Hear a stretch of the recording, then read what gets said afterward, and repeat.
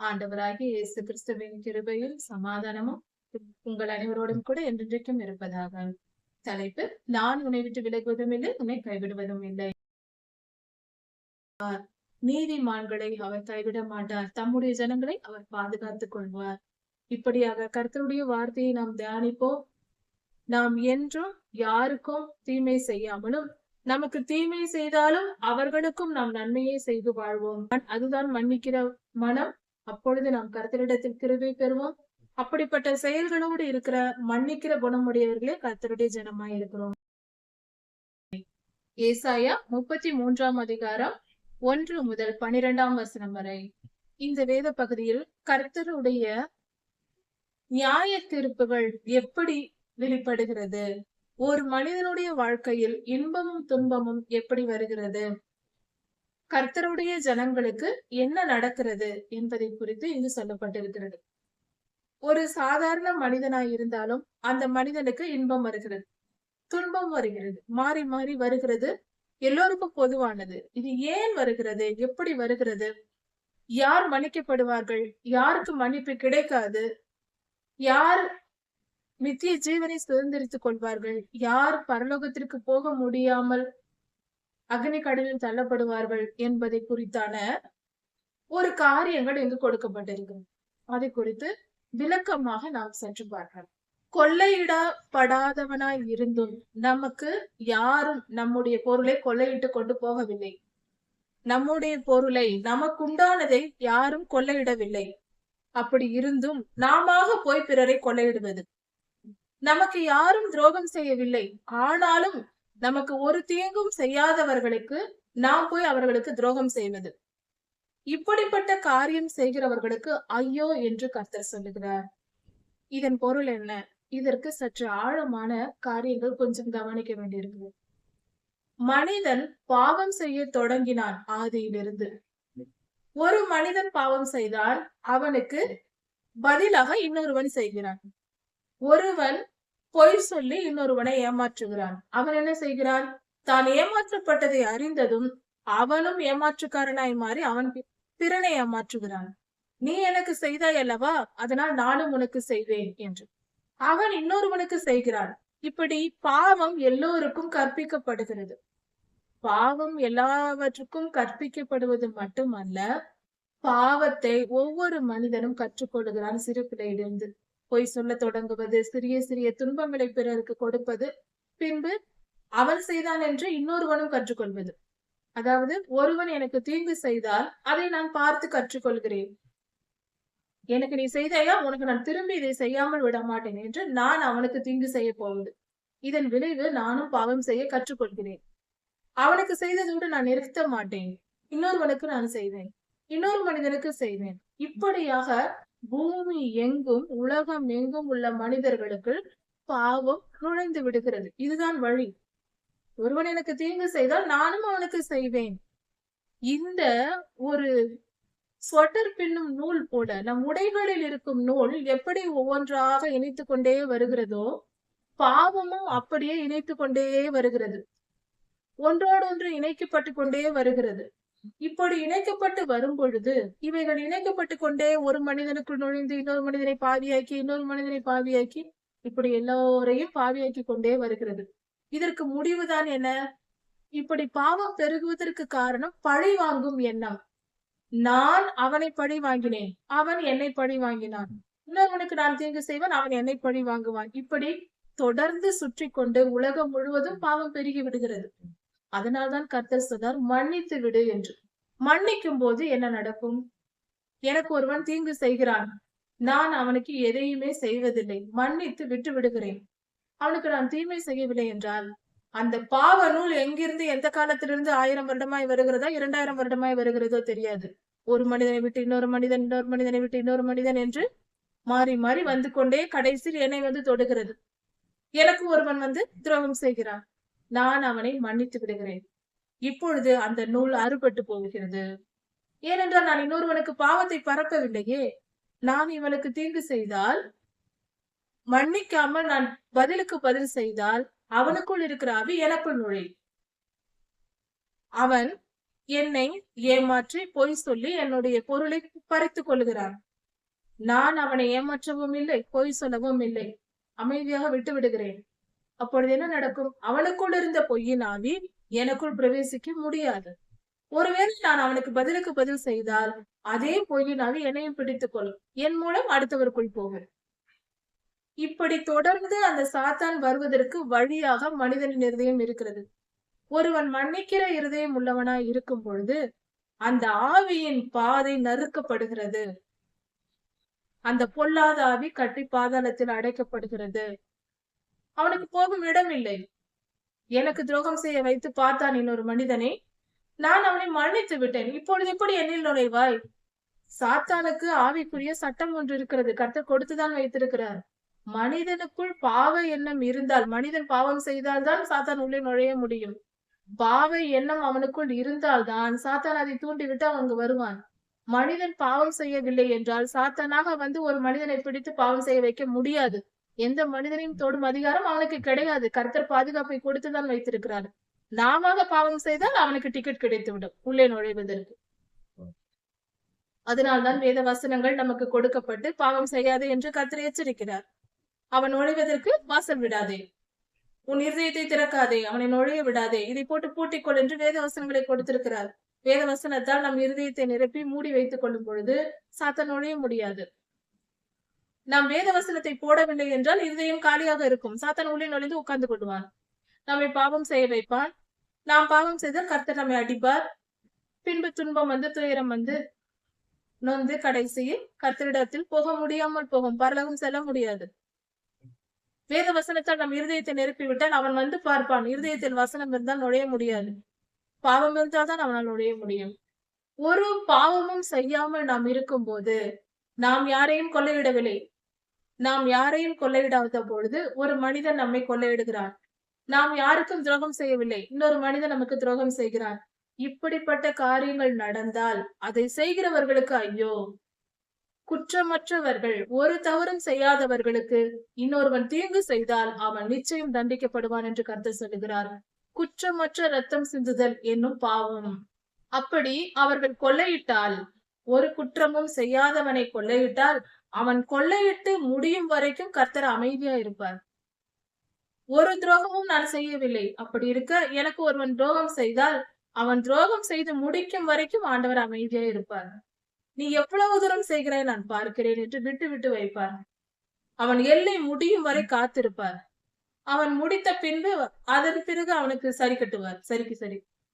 நீதிமான்களுக்கும் அக்கிரமக்காரர்களுக்கும் விரோதமாய் அக்கிரமம் செய்கிறவர்கள், துரோகம் பண்ணுகிறவர்களுக்கு அவர்கள் துரோகம் செய்து முடித்த பின்பு சரியான விருந்து கொண்டாடலை கர்த்தர் அவர்களுக்கு வைத்திருப்பார். நியாய தீர்ப்புதான். அதன் பின்பு அவர்கள் படும் துன்பமும் துயரமும் அவர்களை தான் கேட்க வேண்டும். அந்த அளவுக்கு கர்த்தர் தண்டிப்பார். நீதியின் சூரியன் அவர், நீதி தவற மாட்டார். ஒரு மனிதன் நம்முடைய இருதயத்தை கடினப்படுத்தக் கூடாது. கர்த்தருக்கு பயப்படுகிற பயம் தேவை. அவர் மிகவும் நல்லவர், அன்பானவர். அவர் கைகளில் அடி வாங்க வேண்டும் என்ற எண்ணத்தோடையே தெரியக்கூடாது. அது என்ன என்றால் பாவம் செய்வதுதான். பாவ சுபாவங்கள் நமக்குள் இருக்கும் பொழுது அவர் நல்லவர் என்று சொன்னால் பிடிக்கிறது நமக்கு. கர்த்தர் அன்பானவர் என்று சொன்னால் பிடிக்கிறது. ஆனால் அவர் பரிசுத்தரும் ஆயிற்றே. அவர் பரிசுத்த தெய்வம், அவர் பரிசுத்தர். அவரின் பிள்ளைகளாய் நாம் வாழ வேண்டும் என்றால், அவரோடு கூட அவருடைய ராஜ்யத்தில் போய் வாழ வேண்டும் என்றால் நாம் பரிசுத்தவான்களாய் இருக்க வேண்டும். அவர் நீதியின் சூரியன் என்றால் நாம் நீதியின் நிலாவாகவாது இருக்க வேண்டாமா? நாம் அக்கிரமக்காரர்களும் அநியாயக்காரருமாய் இருந்தால் அவருடைய பிள்ளை என்று எப்படி சொல்லிக் கொள்ள முடியும்? இவ்வுலக வாழ்க்கையிலேயே சொல்ல முடியாது, பின்பு எங்கு பரலோகத்தில் நம்மை விடுவார்கள்? பரிசுத்தம் தேவை. அவர் அன்பானவர் என்பதற்காக நாம் எப்படி வேண்டும் என்றாலும் வாழலாம் என்று பொருளா? தவறல்லவா? துரோகம் செய்யாதவர்களுக்கு துரோகம் செய்கிறவர்களும், ஒரு தீங்கும் செய்யாதவர்களுக்கு தீங்கு செய்கிறவர்களும் நியாயம் தீர்க்கப்படுவார்கள். நிச்சயம் நியாயம் தீர்க்கப்படுவார்கள். கர்த்தாவே எங்களுக்கு இறங்கும், உமக்காக காத்திருக்கிறோம். கர்த்தருடைய ஜனங்கள், கர்த்தருடைய பிள்ளைகள், நீதிமான்கள், பரிசுத்தவான்கள் கர்த்தருக்காக காத்திருக்க வேண்டும். நாம் அவர் சமூகத்தில் காத்திருக்க வேண்டும். அவர் நீதி நமக்கு செலுத்தும் வரைக்கும், அவர் நீதி நியாயங்கள் நமக்கு கிடைக்கும் வரைக்கும் நம் வாழ்க்கையில் வரும் துன்பங்கள், பாடுகள், கொடுமைகள், வேதனைகள், வலிகள், நோய்கள் எதுவாய் இருந்தாலும் பொறுத்து கொள்ள வேண்டும். அவர் நிச்சயம் நியாயம் தீர்ப்பார். தைரியமா இருங்கள். எனக்கு இவ்வளவு காலம் துன்பமா இருக்கிறது, இத்தனை வருடங்கள் நான் பாடுபடுகிறேனே, இத்தனை வருடம் நான் அடிமைத்தனத்தில் இருக்கிறேனே, இத்தனை வருடங்கள் நான் வலியோடு இருக்கிறேனே, கொடுமை அனுபவித்துக் கொண்டிருக்கிறேனே என்று நினைப்பவர்களா, தைரியமா இருங்கள். கர்த்தர் நிச்சயம் நியாயம் தீர்ப்பார். அவர் என்றும் மாறாதவர், நீதியின் சூரியன். நம் நீதிக்கு தக்க பலனை நிச்சயம் தருவார். அவர் கிருபை பெரியது. அவர் கிருபையின் தேவன். நமக்கு கிருபையாய் ஆசீர்வதித்து நம்மை சீக்கிரம் மீட்டுக்கொள்வார். நம் பாடுகள், உங்கள் பாடுகள் நீங்கும்படி விரைவாய் செய்வார். கர்த்தாவே, காலையில் எங்கள் புயமும், காலையில் எங்கள் கைகளைப் போல நீர் எங்களுக்கு இருக்கிறீர். எங்கள் கைகள் எங்களுக்கு தேவையான எல்லா காரியங்களையும் செய்கிறது. அது போல காலையிலே நீர் எங்களுக்கு ஆதரவாய் இருந்து எங்கள் தேவைகளை எல்லாம் நிறைவேற்றுகிறீர். இக்கட்டு காலத்தில் எங்கள் பாதுகாப்பாய் நீர் இருக்கிறீர், ரட்சிப்பாய் இருக்கிறீர். இக்கட்டு நேரத்தில், நெருக்கடியான சூழ்நிலையில் நீர்தான் எங்கள் பாதுகாப்பு. நாங்கள் படும் சூழ்நிலைகள், வேதனைகள், நாங்கள் எந்த சூழ்நிலையிலிருந்து எப்படிப்பட்ட துன்பத்தை அனுபவித்துக் கொண்டிருந்தாலும் அந்த சூழ்நிலைகளிலிருந்து எங்களை காப்பாற்றுகிற பாதுகாப்பு நீர்தான் சுவாமி. கர்த்தர் நம்மை நிச்சயம் காப்பாற்றுவார். அமளியின் சத்தத்தோடே ஜனங்கள் அலைந்தோடி நீர் எழுந்திருக்கும் போது ஜாதிகள் சிதறடிக்கப்படுவார்கள். துன்மார்க்கர், தீமை செய்வதை தவிர வேறொன்றும் தெரியாது, அப்படிப்பட்ட ஒரு ஜனங்கள் இந்த உலகத்தில் ஒரு கூட்டம் இருக்கத்தான் செய்கிறது. எல்லா இடங்களிலும், எல்லா நீதிமான்களுக்கும் அருகே இப்படிப்பட்ட துன்மார்க்கரும் கலந்துதான் இருக்கிறார்கள். அப்படிப்பட்ட ஜனங்கள் சிதறடிக்கப்படுவார்கள் கர்த்தரால். எப்பொழுதும் தீமை செய்ய பழகியவர்கள், அவர்களால் ஒருபோதும் நன்மை செய்ய தெரியாது. பிறர்க்கு துன்பம் விளைவிப்பதே வாழ்க்கை என்று இருப்பார்கள். துன்மார்க்கர், மனம் திரும்பவே விருப்பம் இல்லாத பாவிகள், அப்படிப்பட்ட ஜனங்கள் என்று உண்டு. இந்த உலகத்தில் பலவித ஜனங்கள் உண்டு மனதளவில். அப்படி பார்க்கும் பொழுது துன்மார்க்கர் கூட்டம் என்றால் அவர்கள் மனம் திரும்ப விருப்பம் இல்லாதவர்கள். பாவம் செய்வது மட்டுமல்ல, மனம் திரும்பவே விரும்ப மாட்டார்கள். பாவத்திலேயே வாழ வேண்டும் என்று விருப்பம் உடையவர்கள், பாவத்தையே சுகமாய் நினைப்பவர்கள், பிறர்க்கு தீமை செய்வது, துன்பப்படுத்துவது, கொடுமைப்படுத்துவது, அதுதான் இன்பம், நான் அப்படிதான் வாழ்வேன் என்று முடிவெடுத்து வாழ்கிற கூட்டமும் இந்த உலகத்தில் உண்டு. அப்படிப்பட்டவர்கள் கர்த்தரை, அப்படிப்பட்டவர்களுக்கு விரோதமாய் கர்த்தர் எழுந்திருப்பார். எழுந்து வந்து அவர்களை அடிப்பார். நம்மை காப்பாற்ற எழும்புவார், அவர்களை அழிக்க எழும்புவார். அதுதான் கர்த்தருடைய நியாய தீர்ப்பு. இப்படி கர்த்தருடைய பரிசுத்தவான்கள் நீதிமான்களுக்கு விரோதமாக, அதாவது எந்த தவறும் செய்யாத மனிதர்கள் இருப்பார்கள். அவர்களுக்கு விரோதமாய் தவறு செய்து, ஒரு தவறும் நமக்கு செய்யாத போது, ஒரு தீமையும் நமக்கு செய்யாதவர்களுக்கு நாம் தீமை செய்தால், அவர்களுக்கு துன்பத்தை வருவித்தால், அப்படிப்பட்டவர்களுக்கு என்ன நடக்கும் என்று கர்த்தர் வரிசையாக சொல்லி வருகிறார். அவர்கள் நிலை எப்படி இருக்குமா? வெட்டி கிளிகள் சேர்க்கிறது போல சேர்க்கப்படும். தங்களை கொள்ளையடிக்காதவர்களை இவர்கள் கொள்ளையடித்தார்கள். தங்களுக்கு துரோகம் செய்யாதவர்களுக்கு இவர்கள் துரோகம் செய்தார்கள். அதனால் இவர்கள் கொள்ளையடிக்கப்படுவார்கள். வெட்டுக்கிளிகள் எப்படி கொள்ளையடிக்குமோ, எப்படி சேர்க்குமோ, அது போல இவர்களுடைய பொருள் சேர்க்கப்படும், கொள்ளையடிக்கப்படும் என்று பொருள். அப்படி என்றால் இவர்கள் செய்த தீமை அவர்களுக்கு திரும்ப வரும். இவர்கள் பிறருக்கு செய்ததை அவர்களுக்கு கர்த்தர் கொடுப்பார். அதாவது ஒரு தவறும் செய்யாத மனிதனுக்கு இவர்கள் தவறு செய்ததினால், தீங்கு செய்ததினால் அவர்களுக்கு நியாய தீர்ப்பை கர்த்தர் கொடுப்பார் என்று வேதம் சொல்லுகிறது. அதனால்தான் கர்த்தர் சொல்லுகிறார், நீ பழி வாங்காதே, நீதிமானாயிரு என்று. இப்படி செய்யும் பொழுது இன்னொரு காரியமும் அங்கு நடக்கிறது. நான் ஒரு குற்றமும் செய்யவில்லை, எனக்கு ஒருவன் குற்றம் செய்கிறான், எனக்கு ஒரு தீங்கு செய்கிறான் என்றால், நான் அவனை மன்னிக்கும் பொழுது நான் அவனுடைய செயலுக்கு முற்றுப்புள்ளி வைக்கிறேன். அவனுடைய தீங்குக்கு முற்றுப்புள்ளி வைப்பது என்பது இடம் கொடுப்பது. கர்த்தருக்கு மனித வாழ்க்கையில் இடம் கொடுப்பது என்று பொருளாகிறது. அவன் எனக்கு தீங்கு செய்தான், நானும் அவனுக்கு தீங்கு செய்தேன் என்றால் அங்கு நடுவில் வந்து நியாயம் தீர்க்க கர்த்தருக்கு அங்கு இடம் இல்லாமல் போகிறது.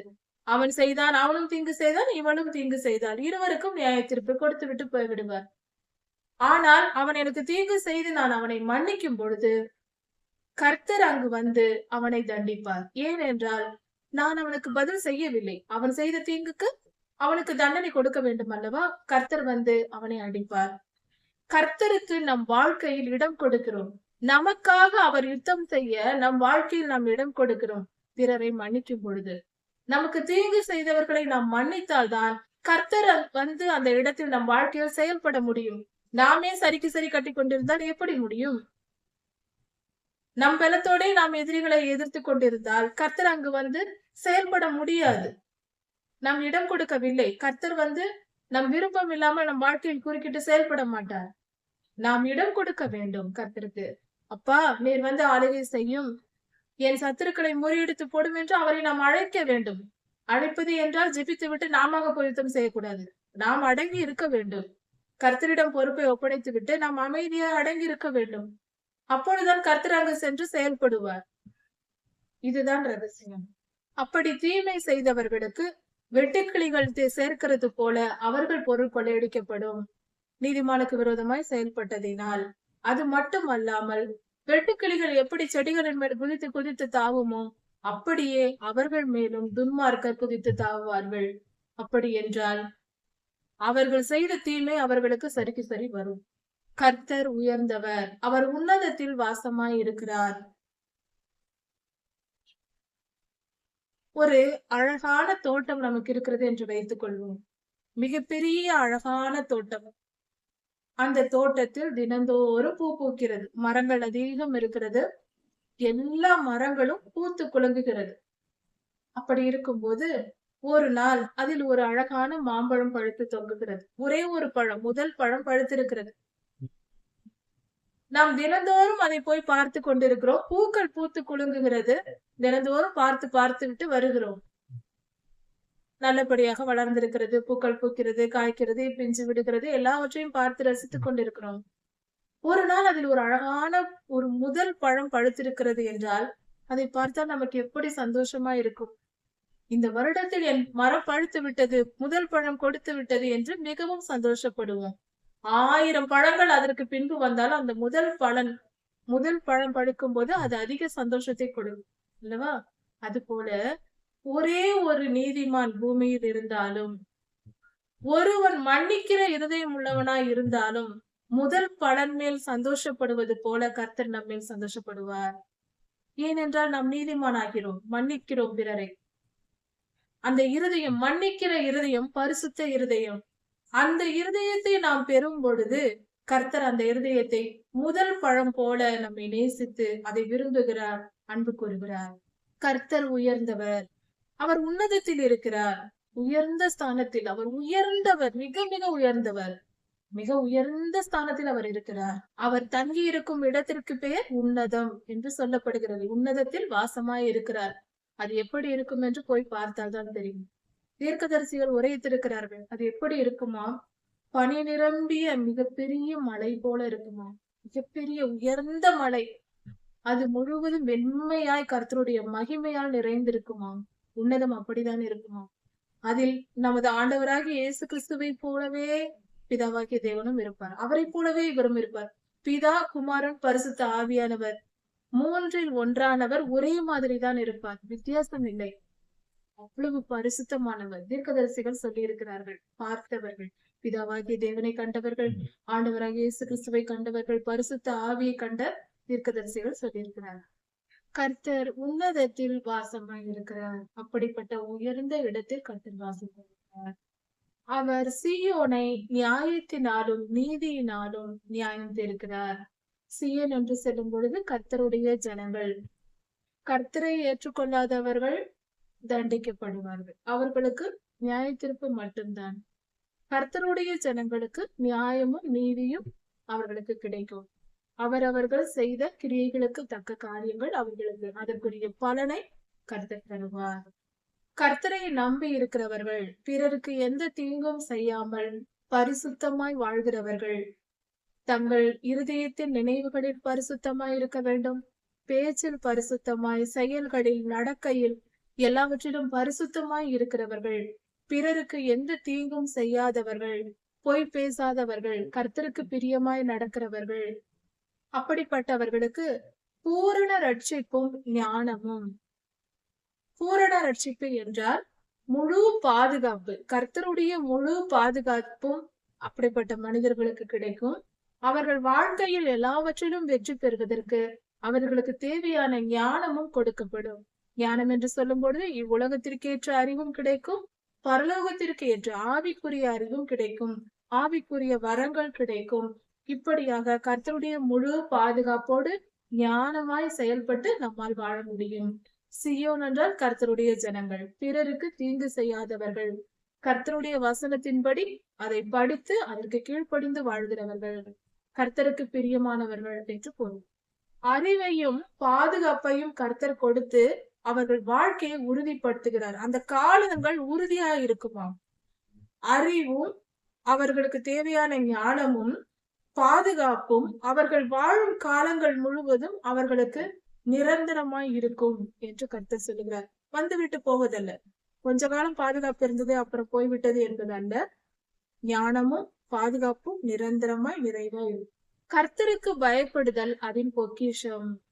கர்த்தருக்கு பயப்படுவதுதான் அவர்கள் வாழ்க்கையில் இருக்கிற பொக்கிஷம். பொக்கிஷத்தை பாதுகாப்பது போல அவர்கள் பாதுகாத்துக் கொள்ள வேண்டும். ஒரு பொக்கிஷம் இருந்தால் அந்த குடும்பமே அந்த பொக்கிஷத்தை பாதுகாப்பாய் வைத்திருப்பாங்க. எல்லோரும் அதன் மேல் அக்கறை காட்டுவார்கள், பாதுகாப்பாய் இருக்கும், பத்திரப்படுத்தி வைத்திருப்பார்கள். அது போல நம் இருதயத்தில் கர்த்தருக்கு பயப்படும் பயம் என்பது பத்திரப்படுத்தி வைக்க வேண்டியது. கர்த்தருக்கு பரிசுத்தமாய், கர்த்தருக்கு பயந்து ஒவ்வொரு செயலையும் செய்ய வேண்டும். அன்றாட காரியங்களாய் இருந்தாலும் சரி, ஆவிக்குரிய காரியங்களாய் இருந்தாலும் சரி, ஊழியமாய் இருந்தாலும், தனிப்பட்ட பேச்சு, தனிப்பட்ட வாழ்க்கை எதுவா இருந்தாலும் கர்த்தருக்கு பயந்து நடக்க வேண்டும். பிறருக்கு என்ன செய்தாலும் கர்த்தருக்கு பயந்து நீதியாய் நியாயமாய் நடக்க வேண்டும். எந்த நிலையிலும் நீதி நியாயத்தை பின்பற்ற வேண்டும். அது எப்பொழுது வரும்? கர்த்தருக்கு பயப்படுகிற பயம் இருந்தால்தான் வரும். கர்த்தர் நம்மை எப்பொழுதும் பார்த்து கொண்டிருக்கிறார், நாம் செய்கிற செயல்கள் எல்லாம் அவர் அறிவார் என்பதை உணர்ந்து கர்த்தருக்கு பயந்து நாம் கீழ்ப்படிந்து நடக்க வேண்டும். பராக்கிரமசாலிகளாய் இருந்தவர்களும் சமாதானத்து ஸ்தானாதிபதிகளாய் இருந்தவர்களும் மனம் கசந்து அழுகிறார்கள் என்று சொல்லப்படுகிறது. பராக்கிரமசாலி, சமாதானத்தை உண்டு பண்ணுகிறவர்கள் என்று சொல்லிக்கொண்டு இருந்த ஜனங்கள், அப்படிப்பட்ட பெரியவர்கள் கூட மனம் கசந்து அழுதார்களாம். ஏன்? அவர்கள் துன்மார்க்கமாய் வாழ்ந்திருக்கிறார்கள்.